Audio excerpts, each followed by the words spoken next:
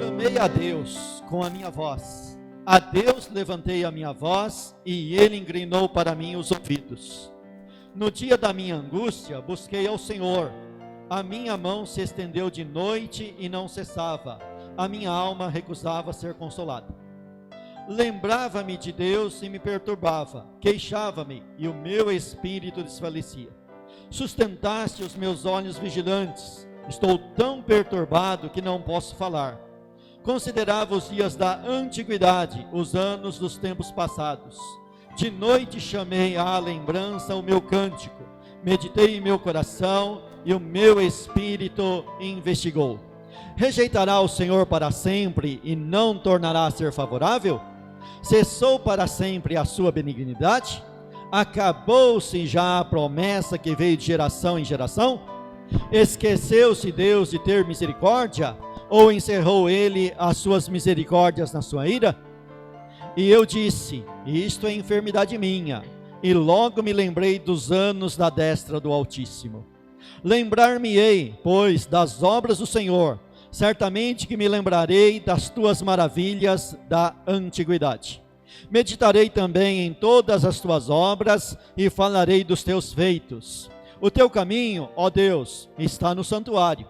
Que Deus é tão grande como nosso Deus? Tu és o Deus que fazes maravilhas. Tu fizeste notório a tua força entre os povos. Com o teu braço remiste o teu povo, os filhos de Jacó e de José. As águas te viram, ó Deus, as águas te viram e tremeram, e os abismos também se abalaram. Grossas nuvens se desfizeram em água, os céus retumbaram, as tuas flechas correram de uma para outra parte.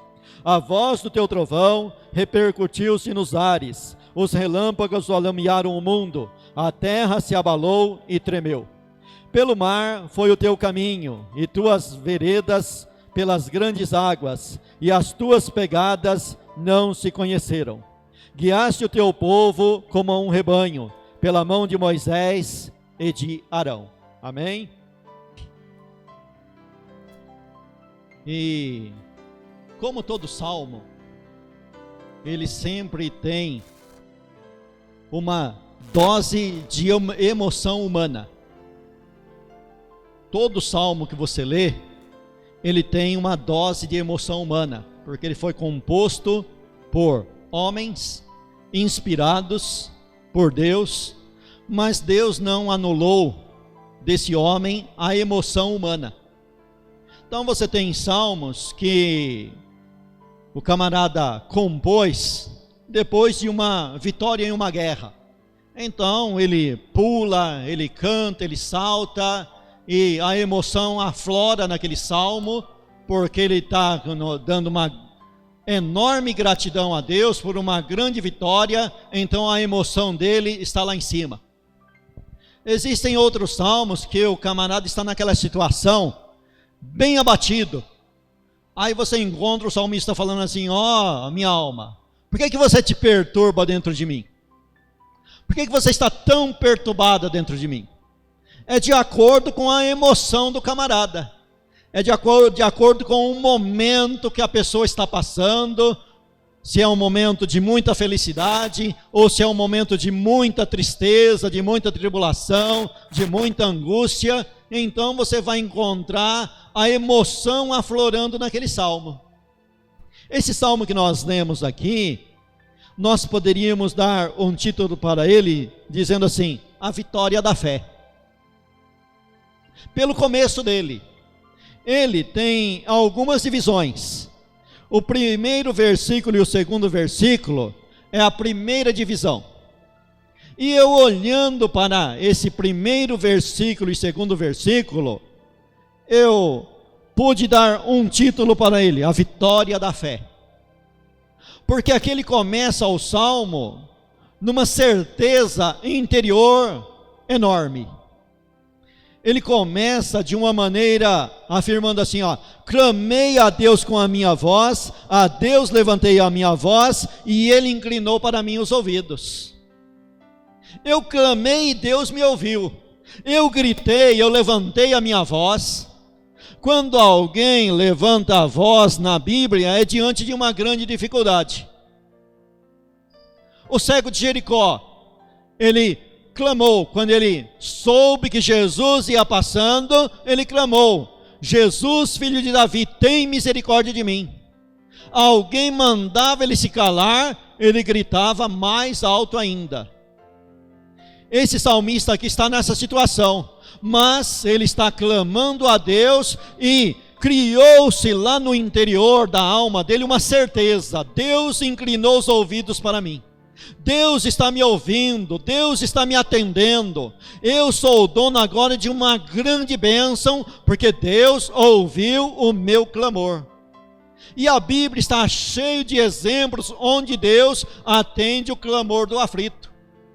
Uma certa mulher vinha gritando atrás dos discípulos, os discípulos chegaram em Cristo e disse: olha, despede, porque ela vem gritando atrás de nós. E quando ela se chega, Cristo pergunta: o que você quer? O que você deseja? E ela tem um diálogo com Cristo, e Cristo atende, porque Cristo atende a oração do seu povo, porque Deus atende a oração do seu povo, porque Deus atende a minha e a tua oração. Deus atende o teu clamor. Então ele está nessa certeza, ele está nessa garantia.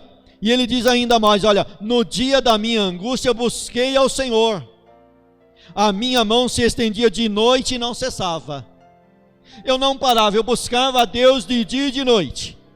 Deus vai me atender, Deus vai me ouvir. O meu refúgio está em Deus, o meu socorro está em Deus. De dia eu busco a Deus, ao meio-dia eu busco a Deus. O meu pensamento está voltado para Deus. Durante a noite eu busco a Deus novamente, e Deus atendeu o meu clamor. Formou lá dentro de mim uma certeza de vitória pela fé. Embora eu não tenha nada na minha mão para mostrar, mas o meu interior está dizendo, o meu espírito, junto com o Espírito Santo, está falando que Deus atendeu o meu clamor.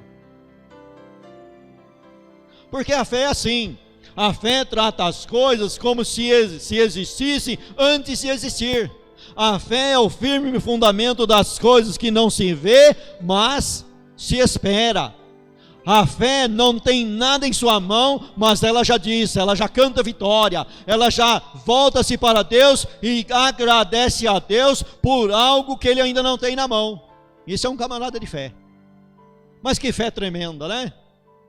Que fé esplêndida. E ele ainda diz ainda mais: a minha alma recusava ser consolada. Presta bem atenção que essa fé ele adquiriu no momento de uma profunda tribulação. Não existia palavra humanas para consolar ele. Vocês lembram da história de Jó? Quando os amigos de Jó ouviram da situação que ele estava passando e foram visitá-lo, que chegaram e ficaram um longo período calados. A tribulação, a dor, o sofrimento de Jó era tão intenso, tão grande, que aqueles homens não tinham o que falar. E oxalá, tomara que eles tivessem ficado calados. Porque quando eles abriram a boca, ao invés de trazer consolo, trouxe mais angústia ainda para Jó. Porque existem momentos que não tem palavras. Não encontramos palavras. Existem visitas que você vai fazer, que você chega lá e a melhor coisa é ficar calado. A melhor coisa é dizer: olha só Deus, eu não tenho e não sei o que falar aqui, só Deus pode dar uma luz, dar uma orientação, só Deus pode fazer alguma coisa. Eu mesmo que eu queira falar palavras boas, mas nada vai fazer essa pessoa entender e compreender. Porque existem momentos que palavras não resolvem, diz o hino antigo, diz o corinho antigo. Existem momentos que nada resolve, mas o gesto de Jesus demonstra amor por nós. Mas ele estava confiante. Mas ele estava num estado assim que nada o abalava. Porque ele, diante da angústia, ele adquiriu uma fé tremenda, que ele diz: olha, Deus já ouviu o meu clamor.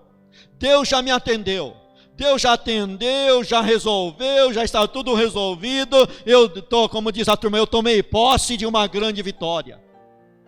Mas aí você vai continuar lendo o Salmo. O Salmo não para no versículo 1 e versículo 2.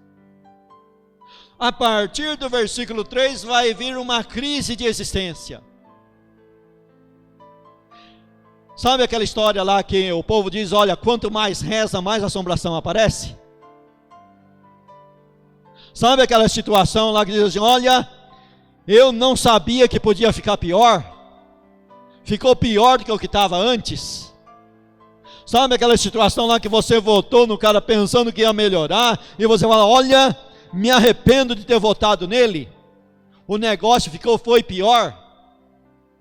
A despeito da certeza interior do salmista, o exterior está falando o contrário. Já não aconteceu isso com você? Você tomou posse de uma fé muito grande, você teve um alívio muito grande na tua vida, mas quando você olhou em derredor, nada mudou. Você tem a certeza lá no seu interior, você sabe que Deus está com você, mas você olha ao seu redor e nada mudou a despeito da fé que você adquiriu com a experiência com Deus. Nada mudou? Porque se você pegar o pano de fundo histórico desse salmo aqui, esse salmista, ele provavelmente viveu na época que o povo de Israel estava sendo levado para o exílio. Por isso, essa crise que ele vai estar passando agora a partir do versículo 3. Porque ele obtém uma grande vitória, mas acontece que ele está pensando em um benefício, não para si mesmo, mas um benefício coletivo. Porque quando nós estamos inseridos em um corpo, nós somos abençoados e através da nossa bênção o corpo é abençoado, mas quando o corpo não recebe essa bênção, quem é espiritual e está ligado no corpo entra em crise, porque na realidade nós não somos individualistas, nós estamos ligados em um corpo e queremos que esse corpo haja prosperidade nele, haja crescimento nele, haja virtude nesse corpo, que quando nós nos reunimos nesse corpo em adoração a Deus, tudo esteja dentro do conforme, dentro da bênção de Deus, embaixo da bênção de Deus, uma organização bem feita, tudo funcionando de maneira correta, uma nação, no caso de Asaf, abençoada, sendo soberana e não sendo levada para a escravidão. Por isso que agora ele entra em crise. Por isso que agora vem a crise.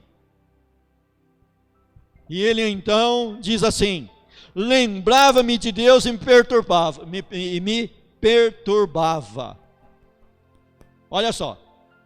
Ele sai de uma fé vitoriosa e agora entra num caminho de crise. A crise chegou até si, a crise chegou até a sua alma, a crise chegou até o seu pensamento, ao ponto dele dizer que está se lembrando de Deus, mas em vez de ter alívio, ele está entrando numa perturbação. Por que ele está ficando perturbado? Porque parece que existe uma contradição entre a certeza que ele teve no seu interior e o que está acontecendo. Tem um buraco, tem assim um abismo, tem uma contradição, existe uma contradição. Ele acreditou, mas quando ele olha em volta, está acontecendo o contrário do que ele acreditou. E ele então agora passa a ficar perturbado e começa a queixar. E queixava-me e o meu espírito desfalecia. O interessante, esse queixava-se aqui, nós não temos como saber qual a profundidade que ele estava ali, mas será que esse queixava-se pode ser assemelhado à murmuração? Será que ele entrou agora por um caminho de murmuração? Será que essa reclamação dele é uma murmuração? Nós temos que controlar as nossas emoções, nós temos que controlar as nossas crises, para essa crise não se tornar em murmuração, que fique só apenas um queixume, que fique apenas aquela pergunta, Deus, o que está acontecendo? Por que está acontecendo tudo isso comigo? Por que está acontecendo dessa maneira? Porque, como diz o profeta, eis que eu esperava sol, e veio uma tempestade. Eis que eu esperava uma libertação, e veio uma prisão. Eis que eu estava esperando uma grande bênção, uma grande mudança no meio do meu povo, mas tudo está caminhando o contrário.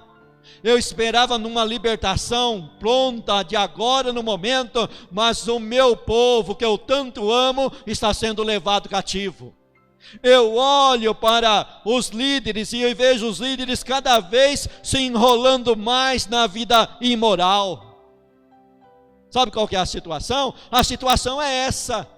O salmista é um cantor, é um músico na casa de Deus, é um levita na casa de Deus. Ele está muito preocupado com Deus, com a obra de Deus, e ele olha para os profetas, ele olha para os sacerdotes, ele olha para o reino político, a liderança tanto política como religiosa, e no lugar desses líderes estão funcionando pessoas corruptas, falsos profetas profetizando para o povo, pessoas que estão sujando o nome de Deus, e agora ele entra num queixume.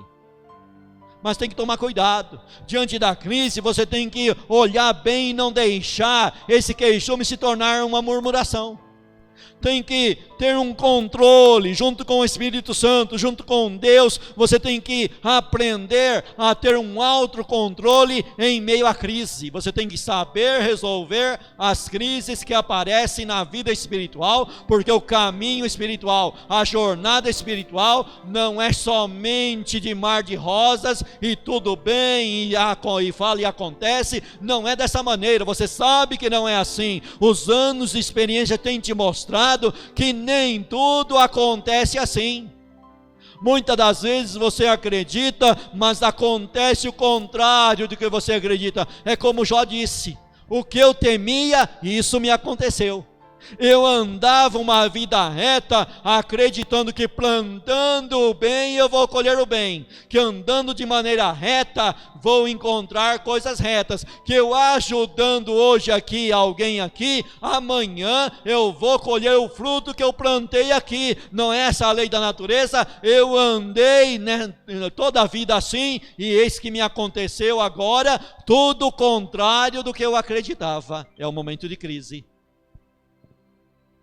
É a crise batendo nele. E aí ele fala: sustentaste os meus olhos vigilantes, estou tão perturbado que não posso falar. Sabe aquele momento que você não tem mais nem o que orar? Sabe aquele momento triste, que ninguém te ajuda, ninguém consegue estender a mão para você, nem que queira estender a mão, não consegue. E você chega num momento que nem oração você consegue fazer. Nem orar você consegue. Sabe? Você dobra o joelho, ou vem um sono e te arrebata, ou a angústia não deixa você dormir, mas também não deixa você orar. E vai indo assim. E vai caminhando assim. E aí ele diz assim, ó: considerava os dias da antiguidade, os anos dos tempos passados. Sabe aquele pensamento assim, mas eu tenho olhado para a Bíblia, e aconteceu tanta coisa lá no passado, e hoje não acontece mais. Será que eu vou fazer igual o teólogo que criou a doutrina do cessacionismo? Se o camarada criou a doutrina do cessacionismo, ele entra lá na teologia do cessacionismo e diz assim: olha, tudo isso ficou no passado, era na igreja primitiva, não tem mais cura, não tem língua estranha, não tem milagre, tudo isso ficou lá no passado. Mas não era o caso aqui do salmista. O salmista era pentecostal, ele acreditava que Deus ia resolvendo o problema agora, no momento, que Deus é o mesmo ontem, hoje e eternamente. O salmista era um que acreditava nos milagres de Deus, mas agora ele está perguntando: aonde que estão os milagres? Que Deus não age mais, que Deus não atua mais. Será que está faltando jejum? Mas eu tenho jejuado. Será que está faltando oração? Eu orei tanto que não estou conseguindo orar mais. Vou até parar de orar. Já usei o método de não orar e só agradecer. Já agradeci, já dei glória a Deus no meio da tribulação. Já agradeci por uma coisa que eu ainda nem tenho na mão. Mas agora todo o meu estoque foi embora. Não tenho mais estoque, não tenho mais reserva. Foi tudo embora. E alguém chega no teu ouvido e fala: onde está o teu Deus? Adiantou você ser sincero? Adiantou você ser sincera? Cadê o teu Deus? Quanto mais você é sincero, mais ele vira as costas para você. E a crise vai indo. Considerava os anos da antiguidade, os anos dos tempos passados. De noite chamei à lembrança o meu cântico.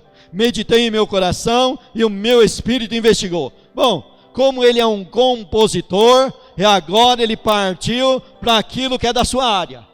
Ele compôs um salmo, um cântico para Deus, que dentro do contexto aqui, não é um cântico de louvor, é um cântico de lamento, de lamentação. Porque ele está numa situação muito difícil. Ao invés de cantar um hino de louvor e de gratidão, ele canta um hino de lamentação. Você já leu Lamentações de Jeremias? Mais ou menos por este tipo aí. Lamentando do que está acontecendo. E ele vai cantar isso para Deus, para ver se resolve. Para ver se tem como ele resolver essa situação. De noite chamei o meu cântico e o meu espírito investigou. Agora ele está investigativo.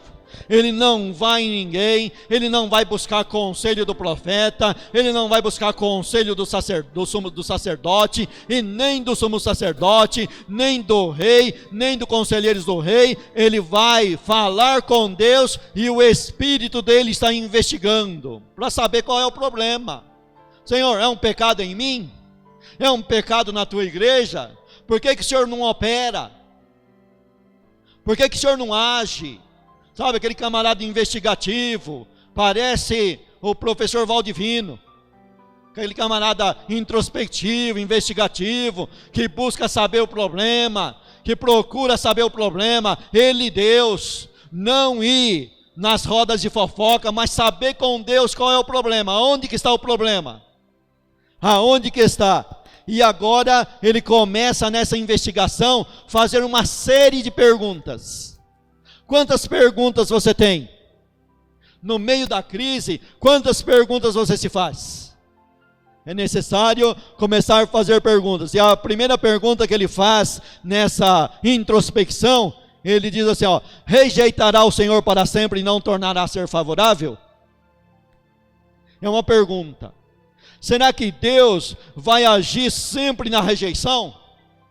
Aqui vem, de maneira obscura, a primeira resposta. Dentro dessa palavra, dessa pergunta, vem uma primeira resposta. Por que Deus está rejeitando o seu povo, a oração do seu povo? Por que Deus está rejeitando os seus servos? Historicamente, por causa do pecado do rei, por causa do pecado do sacerdote, o pecado do profeta e o pecado do povo em geral. O povo em geral está pecando contra Deus, por isso Deus está rejeitando o seu povo, está mandando o seu povo para o exílio. Mas dentro dessa pergunta vem uma outra pergunta: rejeitará para sempre? Deus fez uma rejeição final e não tem mais volta? Não tem mais solução nisso daqui? Vai ter solução sim. Ele faz a pergunta e vai ter solução sim. Cessou para sempre a sua benignidade? Deus deixou de ser gracioso? Porque Deus sempre abençoou o povo de Israel, sempre com base na graça de Deus. O homem é abençoado por Deus, não com base na justiça do homem, mas na graça e misericórdia de Deus. Agora, será que as benignidades de Deus acabou? Será que o estoque de bondade de Deus acabou? Será que cessou a bondade de Deus? E ele vai continuar. Esqueceu-se Deus de ter misericórdia? Será que Deus esqueceu agora? Deus esqueceu da promessa dele? Deus fez promessa para Noé que a terra jamais iria acabar com outra inundação. Será que Deus esqueceu dessa promessa? Deus fez uma promessa para Abraão, que em Abraão seria bendita todas as famílias da terra. Será que Deus esqueceu dessa promessa? Será que Deus esqueceu de ser misericordioso? Porque se Deus abençoou Abraão lá no passado, Ele abençoou com base na misericórdia e não na fidelidade de Abraão. Porque se você olhar o momento de fé de Abraão, embora ele seja o pai da fé, mas ele também teve oscilações na fé. Existiu momentos que, depois de andar 25 anos confiando na promessa de Deus, ele falou para Deus: olha, o Senhor está me prometendo um filho, tomara que Ismael viva na tua presença.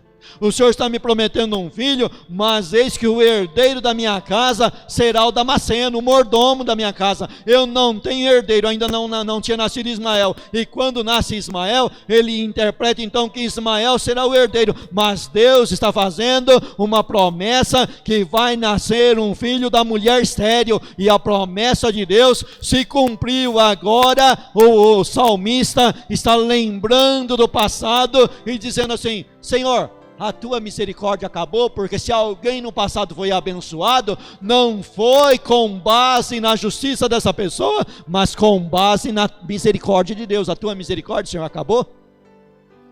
Será que a misericórdia de Deus acabou? Embora o homem aprontou, mas a misericórdia de Deus acabou. É tão grande o pecado do teu povo que o Senhor não pode mais ter misericórdia. E aí ele vai dizer assim: ou encerrou ele as suas misericórdias na sua ira. Irmãos e irmãs, Deus tem razão em ficar irado contra o pecado da humanidade. Deus tem razão em ficar irado contra o pecado de Israel. Deus tem razão de ficar irado contra o pecado da igreja na atualidade. Mas se Deus, na sua ira, não usar de misericórdia, não sobra ninguém. A promessa de Deus não irá se cumprir se Deus não se lembrar de ter misericórdia de nós.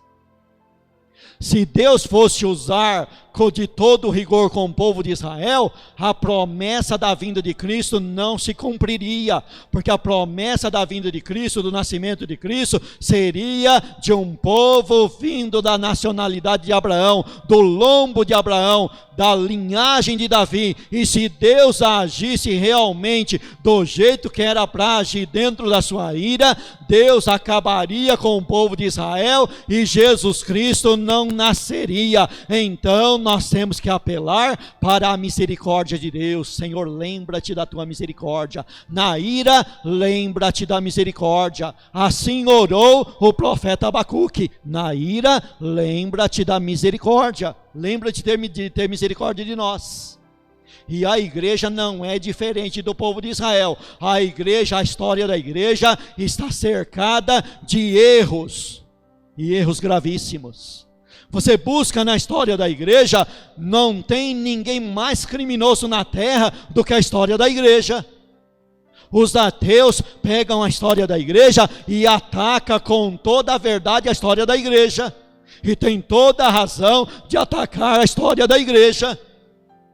Por quê? Porque a igreja fez, em certo sentido, pior do que o povo de Israel. Mas Deus confirma a sua promessa, porque Ele lembra de ter misericórdia de nós. E aí, Ele vai dizer assim: e eu disse, isto é enfermidade minha. Está vendo que ele vai conversando, e agora ele chega numa conclusão.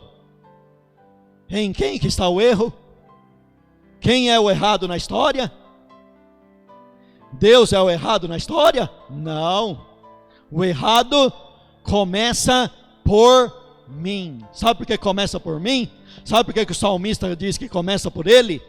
Porque quem toma a posição de intercessor tem que se colocar no lugar do pecador.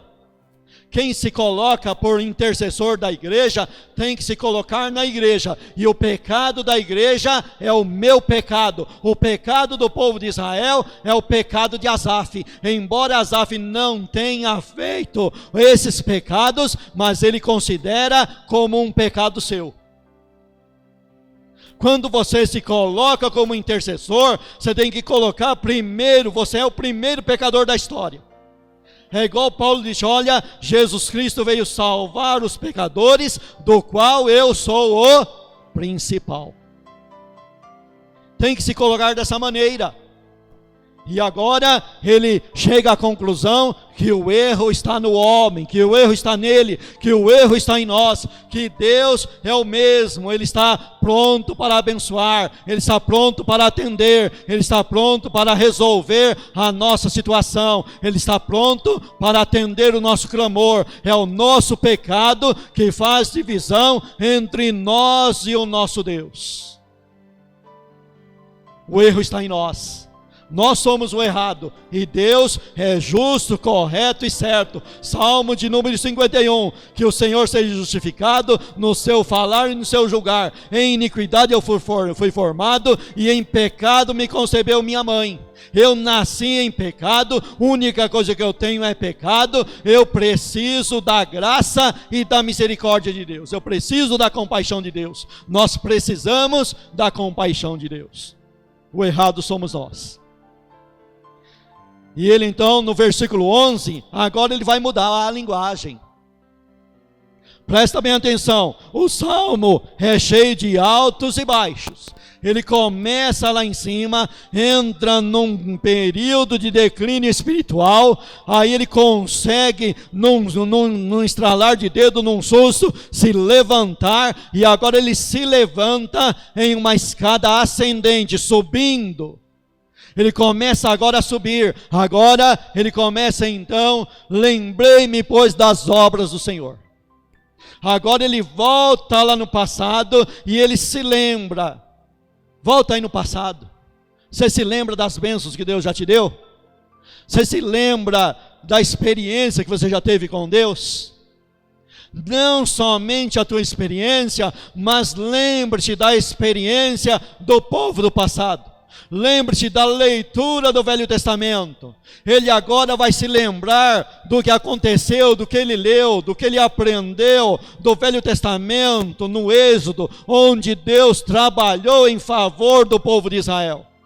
Ele vai começar a se lembrar de tudo que Deus fez no passado, e ele busca lá no passado forças para o presente e para estar agora subindo numa vida espiritual. Se agarre com a palavra de Deus, pegue a palavra de Deus, estude a palavra de Deus, medite na palavra de Deus. Salmo 1, o meu prazer é a lei do Senhor, na sua lei eu medito de dia e de noite. Eu busco a lei de Deus, eu ando com a lei de Deus. Salmo 119, foi-me bom ser afligido, porque antes de ser afligido eu andava errado, mas depois que eu fui afligido, eu comecei a andar da maneira correta. Às vezes, no começo da nossa fé, nós pensamos que temos uma grande fé, mas essa fé é colocada em prova para ser purificada, para realmente ter uma fé verdadeira no meu e no teu coração.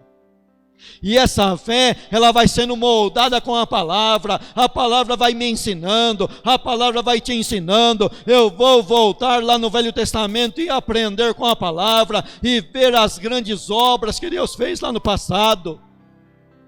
O povo estava cercado diante do mar, do lado direito tinha montanha, do lado esquerdo montanha, atrás vinha vindo um exército armado até os dentes, e na frente tinha o mar, não tinha saída. Mas Deus falou para Moisés: Moisés, por que você clama a mim? Diga ao povo que marche, mas marchar para onde? Marche de encontro ao mar. Sabe por quê? Eu vou abrir o mar diante de ti, você não tem escolha. escolha. Você não pode correr para a esquerda, não pode correr para a direita e jamais voltar atrás. Você tem que andar em frente, caminhar em frente. A solução vem do alto, a solução vem de cima, a resposta vem de cima. Deus vai abrir o mar para o povo passar. Ele se lembrou disso.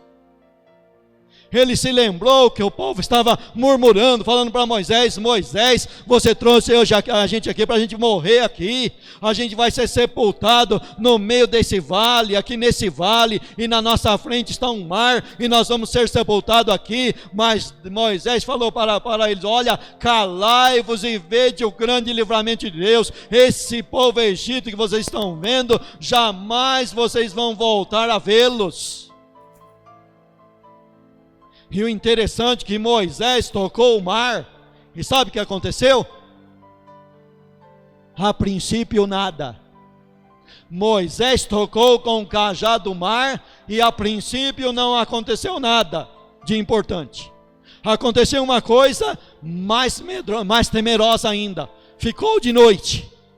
Chegou a noite, ele tocou o mar e chegou a noite. Sabe que quando chega a noite, o medo aumenta. Se o camarada de dia estava com medo, imagina de noite. E junto com a noite veio um vento. Agora pronto, anoiteceu e agora vai vir uma tempestade. Agora vai vir um problema. Já não bastava o problema que a gente tem. Esse camarada orou e foi pior. Mas no vento Deus trabalhou, na noite Deus trabalhou, na hora mais tenebrosa Deus trabalha na tua vida, na hora mais difícil, quando o vento está soprando, Deus trabalha na tua vida. E pela manhã, de madrugada, antes da luz raiar, acontece que o mar já estava aberto. Eles não viram, eles estavam preocupados, murmurando, reclamando, falando mal, e Deus estava trabalhando no meio da noite e amanheceu com o mar aberto. O único trabalho deles, dos murmuradores, foram atravessar o mar a pé, pisando em seco. Assim vai acontecer na tua vida. Durante a noite, durante a madrugada, Deus manda o vento e você pensa que é para a destruição, mas não é para a destruição, é para resolver o problema da igreja, é para entrar com solução na vida da igreja, é para abrir o mar diante da igreja, e a igreja vai passar com o pé seco do outro lado. Assim Israel passou com pés enxutos do outro lado. Lembra das coisas passadas, lembra da palavra de Deus. Essa palavra se repete nos dias de hoje. Deus é tremendo, Deus é bom, Deus é grandioso. E ele então vai dizer assim: meditarei também em todas as tuas obras e falarei dos teus feitos. Olha, o meu trabalho, o teu trabalho é meditar nos milagres antigos de Deus e falar do benefício que Deus tem feito. Abrir a minha, a tua boca para falar do benefício que Deus tem feito. Quer ouçam ou quer deixam de ouvir, mas o nosso trabalho é falar. Não é cobrado de nós colheita. Não é cobrado de nós o converter ninguém, é cobrado da igreja o falar das obras de Deus. O jovem que dirigiu o louvor nessa noite, ele leu uma palavra dizendo assim: olha, a fé não é de todos. Nem todos terão fé, mas aqueles que são escolhidos por Deus para ter essa fé, a palavra de Deus fará efeito nessa pessoa, e quem não quer, fica para lá. Mas nós que queremos, pegamos essa palavra e continuamos falando dela e acreditando nela. E ele vai dizer assim: o teu caminho, ó Deus, está no santuário. Às vezes dá vontade, sabe? Você olha para a igreja assim, é tanto problema. Você olha assim e fala assim: poxa vida, é tanta falsidade, né? É tanta gente falsa. Sabe o que eu vou fazer? Eu vou fazer um culto em casa e ficar em casa mesmo. Asaf era um camarada 100%. Ele não poderia ter feito isso. Mas o que ele diz? quando ele medita bem em Deus, ele chega à conclusão: teu caminho está no santuário. Aonde que é o santuário? Dentro desse salmo aqui, o santuário era em Jerusalém, era no templo. Aonde que é o santuário? Quando a igreja está reunida. Se eu estou reunido com mais um ou dois, no nome de Cristo, ali está Jesus Cristo também. Nós não podemos deixar de congregar. Pecado de A e B não é desculpa para a gente abandonar a nossa congregação. Erro de A e B não é desculpa para a gente largar a congregação. Nós temos que continuar congregando. O caminho de Deus está no santuário. Eu não sou o santuário sozinho, embora o meu corpo seja templo do Espírito Santo, mas nós temos que nos reunir entre irmãos para você me abençoar e eu te abençoar. É na comunhão, é na koinonia, é eu trazendo a bênção para você e você trazendo bênção para mim, e Deus vai agindo, Deus vai dando experiência, Deus vai entrando com consolo, com edificação. Deus dá um dom para a irmã, Deus dá o dom para o outro irmão, e Deus vai levantando vidas, e nós vamos sendo mutuamente abençoados uns pelos outros. Não podemos desistir de ir na igreja. Se uma igreja me fecha a porta, eu corro para outra igreja, vou em outro templo, não largo, não deixo de congregar. Se me expulsam de um lugar, eu vou para outro, mas não deixo de estar reunido com os santos. Ou seja, aqui ou seja nas casas, vamos sempre procurar estar reunido. O caminho de Deus está no santuário. E aí, ele vai terminar o salmo com um cântico emprestado da tempestade. Versículo 16: as águas te viram, ó Deus, as águas te viram e tremeram, os abismos também se abalaram. Quando você olha assim para uma tempestade, você tira que lição da tempestade? Rapaz, tempestade vem para destruir tudo, acaba com tudo. Veja aí as reportagens aí, né? Aconteceu uma tromba d'água lá, destruiu asfalto, destruiu casa, matou pessoas. Você olha para a tempestade tem uma força muito grande. Mas o salmista olha para a tempestade e faz um cântico de adoração a Deus, usando as forças da natureza, porque Deus tem domínio sobre a força da natureza. Deus reina sobre a natureza está na mão dele. E o salmista olha para isso e fala: olha, Deus usa a natureza para me defender. Lembrando a passagem pelo Mar Vermelho, noite e vento durante a noite, Deus usou algo da natureza que impõe medo a mim e a você, e abriu o mar para o povo passar. Deus usa as coisas da natureza para abençoar a sua igreja. Deus é o dono, Deus é o dono da natureza. Aí ele vai falar, ele vai cantar assim: olha, quem é igual ao nosso Deus? Presta bem atenção que ele vai indo aqui e diz assim: pelo mar foi o teu caminho, e as tuas veredas pelas grandes águas, e as tuas pegadas não te conheceram. Guiaste o teu povo como um rebanho, pela mão de Moisés e de Arão. Ora, às vezes a gente reclama de ver líderes esfolando a igreja, esfolando os camaradas que vai lá com uma situação difícil e vai lá e é esfolado mais ainda. Mas o salmista olha para o passado e diz assim: no passado Deus levantou Moisés e Arão. No passado Deus levantou um homem chamado Davi. No passado Deus levantou um homem chamado Salomão. no final da vida ele pisou na bola, mas tudo bem, Deus levantou ele e a nação foi abençoada. Se tem gente para sujar o nome de Deus na liderança, mas Deus é o dono da igreja. Ele levantou líderes lá no passado e vai continuar levantando líderes segundo o coração dele para dirigir o seu povo, porque Deus dirige o seu povo como se dirige um rebanho.